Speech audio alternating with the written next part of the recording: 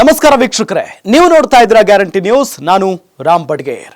ಭಾರತದಲ್ಲಿ ಅದಾನಿಯವರ ಸಂಪತ್ತನ್ನ ಅಲ್ಲೋಲ ಕಲ್ಲೋಲ ಮಾಡಿದ್ದಂತ Hindenburg research ಸಂಸ್ಥೆ ತನ್ನಿಂತಾನೇ ಬಾಗಿಲು ಮುಚ್ಚಿದೆ. ಅದರ ಸಂಸ್ಥಾಪಕರೇ ಈ ಬಗ್ಗೆ ಬಹಳ ಭಾವುಕರಾಗಿ ಮಾತನಾಡಿ ತಿಳಿಸಿದ್ದಾರೆ. ಹಾಗಾದ್ರೆ ಹಿಂಡನ್ಬರ್ಗ್ ರಿಸರ್ಚ್ ಸಂಸ್ಥೆ ಮುಚ್ಚೋದಕ್ಕೆ ಕಾರಣ ಏನು? ನೀವೇ ನೋಡಿ. ಹಿಂಡನ್ಬರ್ಗ್ ಕಂಪನಿ ಹೆಸರನ್ನ ಭಾರತೀಯರು ದೊಡ್ಡದಾಗಿ ಕೇಳಿದ್ದು ಅದಾನಿ ಕಂಪನಿ ವಿರುದ್ಧದ ಆರೋಪ ಮಾಡಿದಾಗ. ಅಮೆರಿಕದ ಹಿಂಡನ್ಬರ್ಗ್ ಕಂಪನಿ ಅದಾನಿ ಗ್ರೂಪ್ ಕಂಪನಿಗಳ ಷೇರುಗಳ ಮಾರುಕಟ್ಟೆ ಮೌಲ್ಯ ಪಾತಾಳಕ್ಕೆ ಕುಸಿಯುವಂತೆ ಮಾಡಿತ್ತು. ಆ ಹಿಂಡನ್ಬರ್ಗ್ ರಿಸರ್ಚ್ ಸಂಸ್ಥೆ ಇದೀಗ ಬಾಗಿಲು ಬಂದು ಮಾಡಿಕೊಳ್ಳುವುದಕ್ಕೆ ಮುಂದಾಗಿದೆ. ಈ ಹಿಂಡನ್ಬರ್ಗ್ ಕಂಪನಿ ಬಗ್ಗೆ ಹಲವು ವರ್ಷಗಳಿಂದ ಅನುಮಾನಗಳಿವೆ. ಯಾಕಂದರೆ ಆ ಕಂಪನಿ ಯಾವ ಕಂಪನಿಯನ್ನು ಟಾರ್ಗೆಟ್ ಮಾಡುತ್ತೋ ಅದು ಆಯಾ ದೇಶದ ದೊಡ್ಡ ಕಂಪನಿಯೇ ಆಗಿರುತ್ತೆ. ಅಂತಹ ಕಂಪನಿಗಳನ್ನು ಯಾಕೆ ಟಾರ್ಗೆಟ್ ಮಾಡುತ್ತೆ ಅನ್ನೋದಕ್ಕೆ ಸಾಕ್ಷಿಗಳು ಸಿಕ್ಕಲ್ಲ, ಆಧಾರವೂ ಇರಲ್ಲ. ಆದರೆ ಹಿಂಡನ್ಬರ್ಗ್ ರಿಪೋರ್ಟನ್ನು ಒಂದು ಚಂದದ ನರೇಟಿವ್ ಕೊಟ್ಟು ಜಗತ್ತಿಗೆ ತಲುಪಿಸ್ತಾರೆ. ಈ ಹಿಂದೆ ಬ್ರಿಟನ್ನಿನ ಪೌಂಡ್ ವಿರುದ್ಧ ಸುದ್ದಿ ಮಾಡಿದಾಗ ಬ್ರಿಟನ್ನಿನ ಆರ್ಥಿಕತೆ ನೆಲ ಕಚ್ಚಿಬಿಟ್ಟಿತ್ತು. ಇಡೀ ಯುರೋಪಿನ ಆರ್ಥಿಕತೆ ಉಲ್ಟಾ ಪಲ್ಟಾ ಆಗಿತ್ತು. ಅದು ಇವತ್ತಿಗೂ ಚೇತರಿಸಿಕೊಂಡಿಲ್ಲ. ಆದರೆ ಆ ಪೌಂಡ್ ಕುಸಿದಾಗ ಹಿಂಡನ್ಬರ್ಗ್ನವರಿಗೆ ಲಾಭ ಆಗಿತ್ತು. ಅವತ್ತಿನಿಂದ ಈ ಕಂಪನಿ ಮೇಲೆ ಒಂದು ಡೌಟ್ ಅಂತೂ ಇದೆ. ಈಗ 2017ರಲ್ಲಿ ಆರಂಭಿಸಿದ್ದ ಈ ಹೂಡಿಕೆ ಸಂಶೋಧನಾ ಸಂಸ್ಥೆಯನ್ನು ಕ್ಲೋಸ್ ಮಾಡ್ತಿದ್ದೇನೆ ಅಂತ ಸಂಸ್ಥಾಪಕ ಆಂಡರ್ಸನ್ ಘೋಷಿಸಿದ್ದಾರೆ. ಅವರ ಕೆಲಸಗಳೆಲ್ಲ ಮುಗಿದ್ವಂತೆ.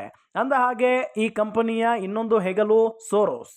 ಈತ ಸುಮಾರು ವರ್ಷಗಳಿಂದ ಭಾರತದ ಕಂಪನಿಗಳ ವಿರುದ್ಧ ಈ ರೀತಿಯ ಸುದ್ದಿಗಳನ್ನೇ ಮಾಡಿಕೊಂಡು ಬರ್ತಾ ಇರೋ ವ್ಯಕ್ತಿ. ಅಲ್ಲದೆ ಭಾರತದ ಬಗ್ಗೆ ಕೆಟ್ಟ ನರೇಟಿವ್ ಮಾಡ್ತಾ ಇರೋ ಉದ್ಯಮಿ. ಈತ ಹೆದರೋದಕ್ಕೆ ಕಾರಣವೂ ಇದೆ.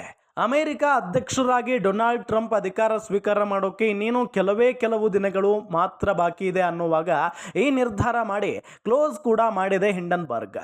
ಕಾರಣ ಇಷ್ಟೇ, ಟ್ರಂಪ್ ಈ ಕಂಪನಿನೂ ಸೇರಿದಂತೆ ಕೆಲವು ಕಂಪನಿಗಳ ಆಕ್ಟಿವಿಟಿ ಬಗ್ಗೆ ಸೀರಿಯಸ್ ಆಗಿ ತನಿಖೆ ಮಾಡಿಸುವುದಾಗಿ ಘೋಷಣೆ ಮಾಡಿದ್ದಾರೆ.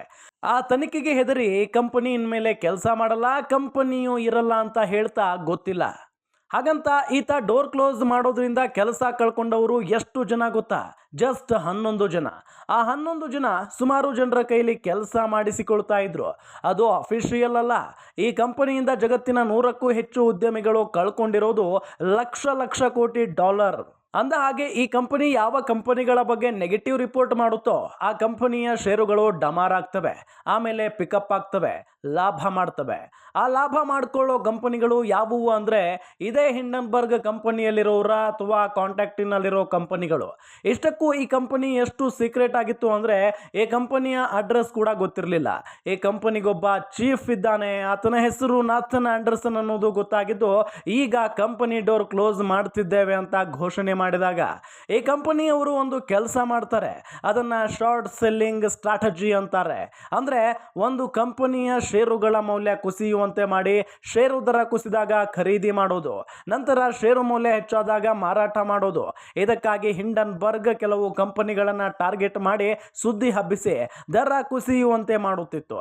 ಮೌಲ್ಯ ಕುಸಿದಾಗ ಖರೀದಿಸಿ ನಂತರ ಮೌಲ್ಯ ಹೆಚ್ಚಾದಾಗ ಮಾರಾಟ ಮಾಡಿ ಲಾಭ ಮಾಡುತ್ತಿತ್ತು.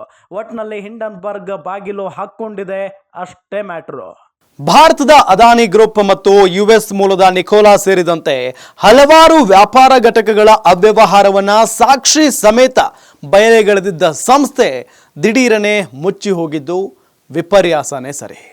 ನೋಡ್ತಾ ಇರಿ ಗ್ಯಾರಂಟಿ ನ್ಯೂಸ್, ಸುದ್ದಿ ಖಚಿತ, ನ್ಯಾಯ ನಿಶ್ಚಿತ.